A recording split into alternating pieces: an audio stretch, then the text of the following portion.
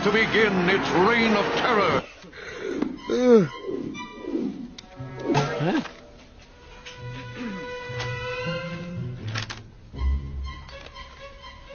Gangway! Love to see New York. We could all go with the bus company's special super sitter fare. $9? This one's on me. Let's hope Osama bin Laden doesn't know show tunes. God, I hope I get it. I hope I get... Wait and see! No, you're stupid! Well, you're stupider. No, you're...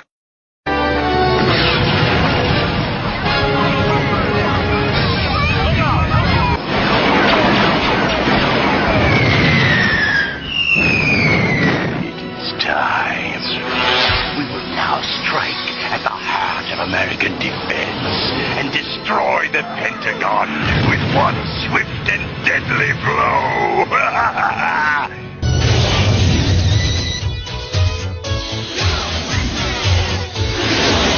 Ghostbusters to tower. We're coming in.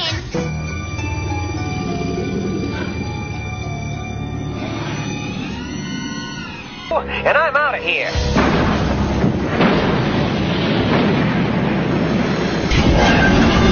I mean, honestly, maybe. I mean, it could allude to that. I mean, here's the thing, though. Like, the Twin Towers were a historic, landmark before they fell in 2001. So, I mean, they're going to be used in media, right? The pyramids are destroyed in the new Transformers movies. I mean, so much shit happens to the Statue of Liberty and Planet of the Apes. I mean, Ghostbusters. So I think it just comes down to coincidence in this case, and in a lot of cases. I mean, who knows? Some of these, maybe Disney would be the one that would be alluding to something. But I don't think that's always the case. I think, there is such a thing as coincidence. There is such a thing as, utilizing historic places in media because people are familiar with them. So I'm going to say that this one is probably not what the video is alluding to. But then again, what do I know? I'm just a dude sitting in front of a computer recording videos for YouTube. So...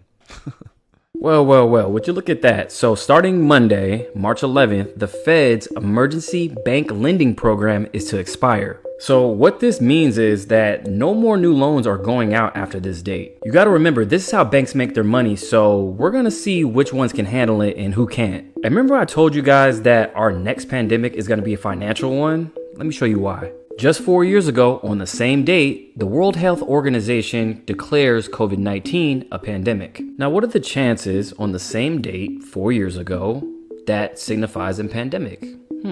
So in part one, I showed you guys how the government could have created Bitcoin. And here's the thing, Bitcoin's halving is every 4 years. So it's supply and demand and makes it more scarce. It's exactly aligned with the election, which is every 4 years. You guys won't believe this. So I asked AI who started the Federal Reserve, and it came up with these pictures. And do you guys see that right there? It is a Bitcoin logo. I even asked it to make more variations of that one, and it came up with this. I mean, what does Bitcoin have to do with the Federal Reserve? What if, just what if, the government knew we were in financial trouble a long time ago and they gave us something to believe in because they knew the dollar is worthless. This whole loan thing affects mortgages, car loans, small business funding, you name it. I feel like all this is self-inflicted, so this year is going to be very interesting in how all this plays out. What do you guys think about all this? Honestly, that would not surprise me one bit if Satoshi ended up being the Federal Reserve or just like some government agency creating Bitcoin. Would not surprise me at all. Especially, it would be a way to, under the radar, move people to a digital currency, right? And then maybe eventually someday make Bitcoin like the standard, right? That they already have control of. I don't know. I'm not super well versed on crypto. I've traded a little bit. I've mined a little bit. I've done stuff like that over the years. Lost a ton of money trying to make money from it. I think, as most people have. I don't know I don't know. If you know more about this, like if there's an actual possibility, like if you know about crypto, if it is possible for this scenario to be true, let me know in the comments. I would love to get a better understanding of this. What's happening right now? And this goes much farther than the royal family in Blood Star. Thomas Kingston passed away at 45 years old, right? We know that Jacob Rothschild just passed away. Now we have many reports coming out saying King Charles 6 months to live because pancreatic cancer. Again, we'll say allegedly, but many reports. Also, when he took the throne, many people were saying he's not going to be there for that long. And then just a few hours ago, Pope Francis was hospitalized with the flu. And he's actually been in quite a bit lately. And at the same freaking time as all the stuff I just showed you, we have Mitch McConnell resigning. By the way, his net worth is like $30 million. I mean, his job's pretty easy. But one of life's most underappreciated talents is to know when it's time to move on to life's next chapter. And this is what we've been seeing lately from him. Okay. Senator, you're up for election in 3 short years. What are your thoughts on that? I'm sorry, I had a hard time hearing you. That's okay. What are your thoughts on running for re-election in 2026? What are my thoughts about what? Running for re-election in 2026. That's it.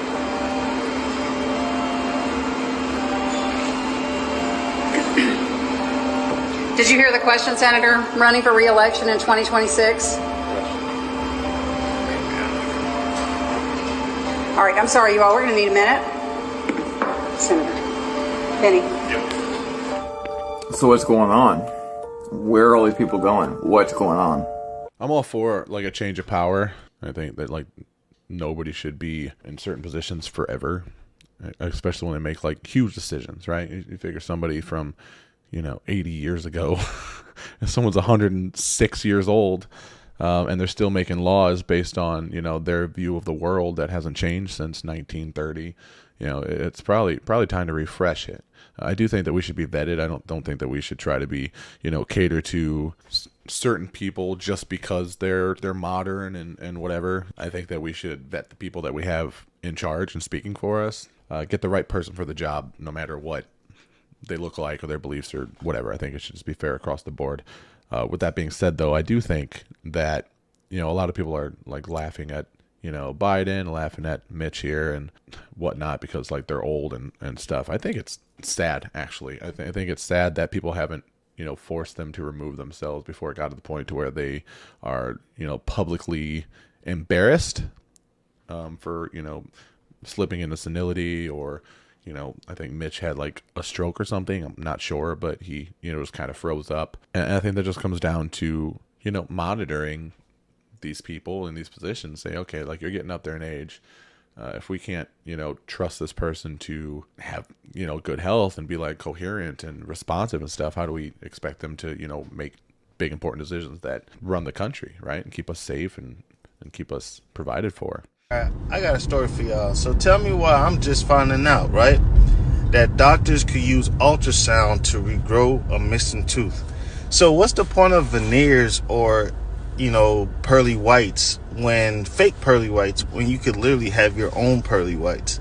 So if everything is not frequency and vibration, how is it possible, right, for someone to be able to use a ultrasound device to help your teeth to regrow? That's amazing to me. And for some of y'all who don't be believing in some of my facts, not all the time I'm on the internet talking about facts, because sometimes I'll just be talking about mythology and shit like that. I don't really be trying to talk about just pure facts. I like to enjoy life. But for the ones that like to hear pure facts, I'm going to leave like 2 articles for y'all to go check out so you can see that I'm actually telling the truth about this ultrasound, and that ultrasound could help to regrow your tooth, to induce it to grow, pretty much. I think there's a lot of stuff that they can do that they just don't allow. We have these conversations a lot on this channel to where, they like to treat the issue and not cure the issue because, if you treat it, you have to come back for multiple treatments. The problem persists if you don't fix it. So you got to go in, got to go back. Okay, it gets a little better. You can tolerate it. Oh, it's bad again. Go back, as opposed to just fixing the issue. Regrowing teeth is crazy, though. That's a crazy thing because dental work is so expensive. We do know everything, we're just remembering it. Plato said that we are experiencing the anamnesis, the remembering. We are remembering the members that are lost. Because the theologians will tell you that, the Alcyone, the brightest star of the Pleiades, is where God rules the universe. It's the throne of God. Charles Taze Russell, the founder of the Jehovah's Witnesses, says that. A lot of them said that. Because it is. It's the pineal gland. That rules the whole endocrine system. That's the ruler. That's God. That's heaven. And that's why they will tell you from the church, you don't take mind-altering drugs. drugs? Well, what was the Eucharist originally? The Eucharist that they gave you was the Amanita muscaria mushroom. Hello, you have an out-of-body experience and then you look at your body and you go, aha, I'm not my body. And then you wake up to the fact that you're spiritual and then you live a spiritual life. And how many doctors, great doctors, have used LSD to cure depression, suicidal tendencies with one dose? Great men who have cured people. They don't have to take all these antidepressants and things that they give you. And they're cured forever, gone. Because what does it do? Well, it takes you back in your past and it shows you all the things that you've done to damage yourself and other people have done and everything like that, and you just shed them. Because if you see them, you shed them. DMT is naturally produced by your pineal gland. A lot of people won't admit to it. You know, Francis Crick discovered the DNA on LSD. Leonardo da Vinci and Michelangelo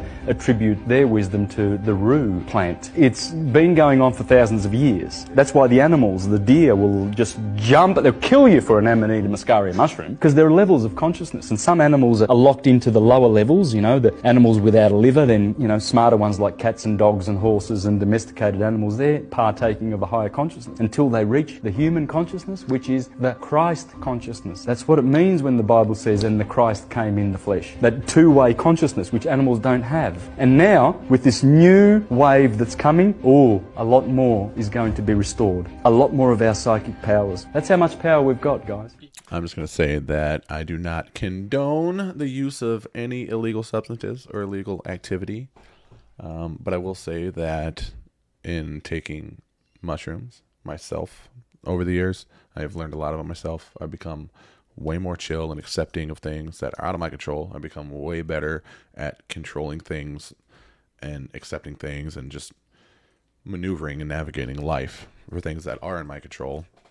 I'm way more humble nowadays. I'm so laid back. I'm almost never angry. Like, I also have Tourette syndrome. I have a lot of people comment. They're like, Rob, you look like you are popping pills or something. I'm like, no, dog, I have Tourette syndrome. And when I'm sitting here recording these videos for like an hour, it makes me anxious. It's hard to sit still for the entire time. So like my body wants to move and I want to fucking tick and I want to fucking wink at things that aren't there and make sounds and stuff. But mushrooms have helped that as well. Believe it or not, like when I microdose, like I have control of my involuntary tics, which is insane. It's nuts. Like I actually thought I was cured one day until the psilocybin wore off. And then I was just like started the tick again. So it's a lot of benefits, man, that I've experienced from, you know, safely, you know, taking mushrooms and stuff. I'm not just eating handfuls and driving my car and shit, obviously. But I have also become just way more open to, you know, spirituality and, you know, possibilities of the weird stuff that happens in these videos and the weird things that people see and experience in life and the things they talk about in mythology and religion and stuff. It's been pretty awesome, not gonna lie. But don't do drugs, kids. Wait, pigeons aren't real? I just did a deep dive on pigeon surveillance. Did you know that there's an entire group of people out there who believe that pigeons aren't actual birds, but instead believe that they are surveillance drones designed to collect real-time public data? Obviously, that's a conspiracy theory, right? But when I actually started looking into it, I learned that back in the 70s, the CIA actually did use pigeons as spyware. The Takana Project was a CIA operation that explored the use of pigeons with tiny cameras to automatically take photos of targeted areas. CIA wasn't even the first government organization to do something like this. During World War II, the British intelligence ran a secret pigeon service which dropped pigeons with questionnaires attached to their legs over occupied Europe. More than 1,000 pigeons returned with messages including details of rocket launch sites and German radar stations. Pigeons are able to be used for surveillance because they have something called a homing instinct. Once trained, a pigeon can be dropped hundreds of miles away from home, somewhere that they've never even been before, and they will find their way back home. But listen, now that you know that pigeons can and have been used by the government in the past, what do you think? Could pigeons be not real?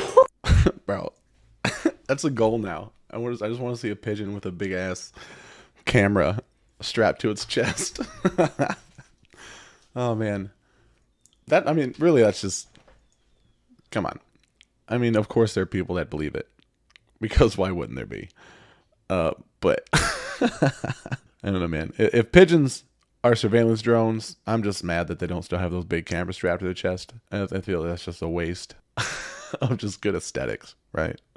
means body-eating spirit, al-Kul in Arabic, hence why vodka is called spirit. Jinn is a jinn, which are invisible creatures in early religions. This is where jinx comes from. When you jinx something, it means bad luck, because the spiritual planes is what they are hiding from you. They want you to believe everything is just physical. Jay-Z's alcohol brand has a Knight Templar symbol called the Cross of Lorraine, which is one of the highest orders of Freemasonry. Alcohol destroys the connection between your oversoul and your physical body by destroying brain cells, which then makes you more vulnerable for demons to enter your electromagnetic field and take control. Society is being ran by an ancient dark cult which uses black magic and the dark usage of alcohol. Why do you think these are legal and this is legal? Okay, I'll bite. I'm here for it. Yeah, why not? I mean, alcohol is awful. I'll have like an occasional cocktail once in a while with like dinner. I may have a drink like once every 2 months, maybe. I mean, it's awful, dude. Especially nowadays. Like, the older I get, I have like 2 drinks and I'm just sluggish the entire next day. And if I get drunk, man, it's literally like 4 days of just not feeling like myself. The next day is terrible, awful. And it takes me like almost a week to get like back to feeling like my normal self. So it's just not worth it to me. And it's crazy that like alcohol is so destructive. It's so much more destructive than a lot of the illegal substances that we're not allowed to take. And it's actually like pushed, right? So I'm definitely in line with thinking that, you know, the people, the powers that be or whatever, whoever's pulling the strings wants us weak and easy to control and not 100%, right? They don't want us to have mental clarity. They don't want us to be smart, intelligent, proactive. They don't want us doing our own research. They don't want us doing any of that stuff. So, you know, why wouldn't they push something that is poison? Because alcohol is legitimately poison. Have you heard of the hollow earth theory before? What if it wasn't just a theory? Some claim that an ancient advanced civilization lives beneath the ground, with elites secretly aware of it. Allegedly, these elites, including politicians and scientists, conduct covert expeditions to access underground cities. Supposedly, these hidden discoveries include advanced technology and energy sources that they withhold from the public to maintain control.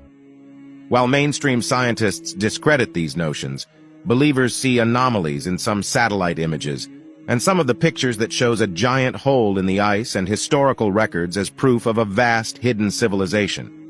And what supports this theory is that in 2017, German geologist and his team collected core samples from deep within the frozen Antarctic seafloor. And what they discovered was astonishing. They saw more than 60 different taxa of plants, similar to something that you would find in a rainforest, in a temperature regime that was similar to what we today know from northern Italy. However, these theories remain unproven, with clear evidence confirming their validity or not. Because until today, there is no clear explanation. What do you think? Hollow Earth is definitely one of the theories that I am like pretty on board with. I think that's probably the biggest reason why I think that I mean, it's not the only reason. I don't believe that the Earth is flat, but it's one of the bigger reasons is that I'm more in line with Hollow Earth. I think it is more realistic. And that doesn't mean that there aren't continents that they're not telling us about, no-fly zones. They're definitely probably hiding stuff from us. Antarctica, there's probably some gnarly stuff there that they're keeping secret, right? Maybe that's where Atlantis is. Maybe that's where the Garden of Eden is. Who knows, right? But I really like the idea of Hollow Earth. I think that, you know, it's very possible that an advanced civilization from back in the day would have built something underground, like underground fallout bunkers, but like an underground civilization to escape, you know, in devastating event to the earth, right? Something that wiped out the dinosaurs or wiped out, you know, people back in the day. I think it would make sense that they would be living underground and they'd be, you know, more advanced than us and probably are all the ships and stuff that we're seeing. I think it'd be cool that if UFOs were from outer space, but I think a lot of them are probably from just right here. Inside the Hollow Earth, been living there for 2,500 years. There is one continent inside the Earth and one ocean. Their capital city is built around the original lost Garden of Eden. The vegetation grows like a paradise. The people live to be up to 800 years old. They communicate with telepathy. The inner Earth people have built these androids that fly their flying saucers out to reconnoiter the outer Earth. Our government has been knocking flying saucers out of the sky and back engineering these flying saucers. The people that live in the Hollow Earth are not extraterrestrials. They're from the lost tribes of Israel. As I was saying, I think it makes sense. I just wonder why they would not tell us. Whoever, the people in Inner Earth, do they want to stay away from us? Like, do they want to be separate? Because if they wanted, they could just fly their flying saucers out here and just tell the world, like, hey, you know, this is our planet, by the way. What's up? Either, hey, let's be friends, or, you know, hey, we're just going to destroy you because you're destroying the planet. The Project Serpo Alien Exchange Program is a conspiracy theory that's been making waves for quite some time. This theory suggests that the U.S. government has been involved in an interstellar exchange program with extraterrestrial beings from a planet called Serpo, located in the Zeta Reticuli star system, the same system believed to be home to the gray aliens. The beings from Serpo, often referred to as Ebens, are said to be quite different from the Greys. They're described as being humanoid, standing about 4 to 5 feet tall, with a skin tone that ranges from olive to pale yellow. Their eyes are slightly larger than ours and almond-shaped, but not as large as those of the Greys. These unique features have made them a subject of intrigue in the world of alien conspiracy theories. A central aspect of the Project Serpo theory is the advanced technology possessed by the Ebens. It's believed that they have mastered interstellar travel using a propulsion system that allows them to traverse the 39 light years between Earth and Serpo in just a few months. This technology could potentially explain some of the UFO sightings that have been reported over the years. According to the conspiracy theory, the U.S. government has been in contact with the Ebens since the 1940s. The story goes that after a UFO crash in New Mexico, the government recovered a surviving Eben, who then facilitated communication between Earth and Serpo. This led to the establishment of the Project Serpo Alien Exchange Program in the 1960s, where 12 humans were allegedly sent to Serpo to live among the Ebens for over a decade.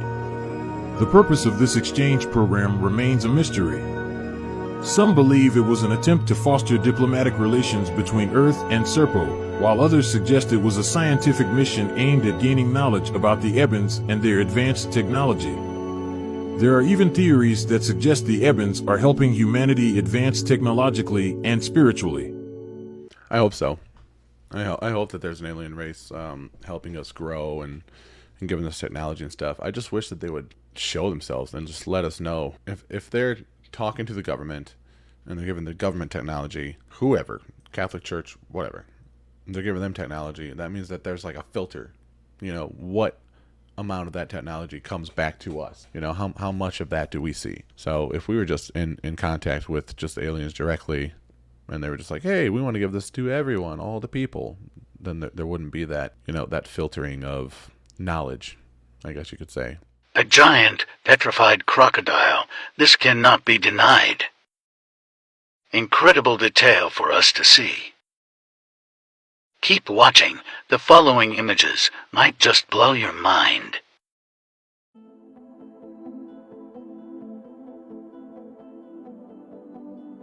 Could this be the eye of a giant? Do you remember being told stories as a kid about giants being turned to stone? You see it happen in movies too. Remember, they always hide the truth in those.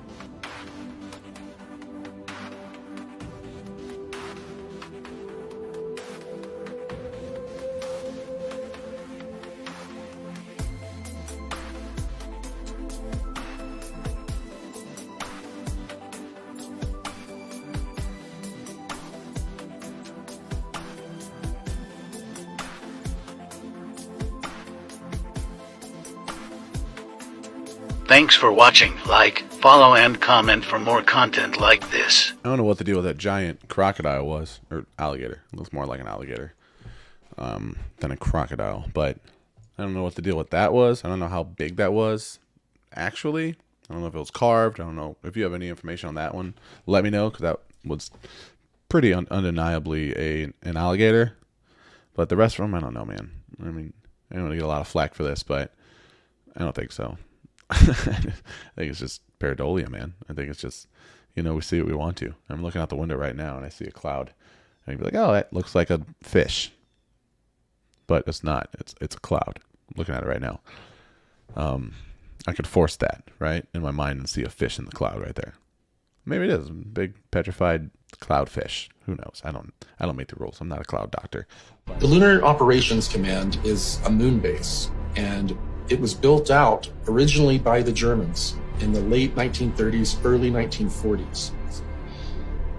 While they were building this complex, they had utilized an ancient alien building that was not too terribly far away.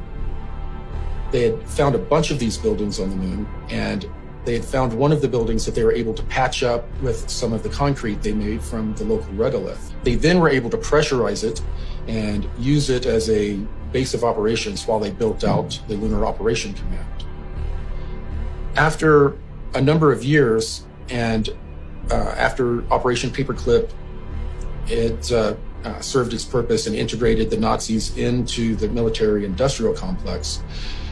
The LOC was handed over to the Americans. We did take German scientists after World War II. That just makes me think, what else we got? Did we get technology they had been working on? There's a reason we took the scientists, because we only took people that were better than the people we had, or that were up to par, or that knew something we didn't. And there's all this thing about, like, Adolf was like searching for the Holy Grail. He was obsessed with, finding the Holy Grail, finding, ancient relics and tablets, and he was, obsessed with this stuff. I don't know, man. It's so nuts. Maybe they're still in charge.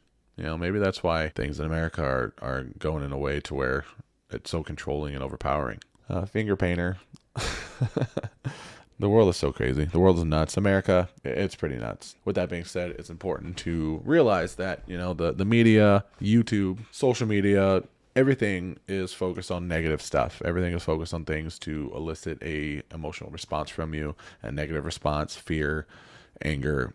We're more passionate about that because we're guarded and we're defensive, and that causes us to interact more, and it gets more engagement, it makes people more money and gets more views. So that's what things are optimized for. But it's important to remember that all these things that are going on around us, this war and this, famine and this sorrow and crime and violence and everything, like it's not happening every day for us, the majority of us. If it is, I'm very sorry. I grew up in a rough neighborhood. I understand the fear of bad things happening to you. But I mean, just look outside my window right now. Like, there's nothing bad going on out there right now. And we got to keep in mind that the negativity in the world is not a reflection of the life that we live every day. And we shouldn't focus on that. We shouldn't make the negativity that we're being fed to elicit fear, elicit, distrust, sorrow, whatever from us. That should not be what our main focus is. It's fun to look at this stuff. It's good to be aware of the bad stuff. And it's nice to, pay attention and be cautiously optimistic of the things that are going on around us. But at the end of the day, you have to keep in mind that life is a beautiful thing. It's full of beautiful people. It's full of wonderful people and friendships and connections, like here in the Lucid Crew and on this channel and the comments and my Discord. And it's just full of great people. And it's important to keep that in mind, that the negativity is not a reflection of your life. It's just an unavoidable fact of life in general. And our lives are what we make it, due to the people around us and the situation we put ourselves in and what we choose to give our energy to. So that being said, thanks for watching, Lucid Crew. Stay cool, and I'll see you in the next one. Peace.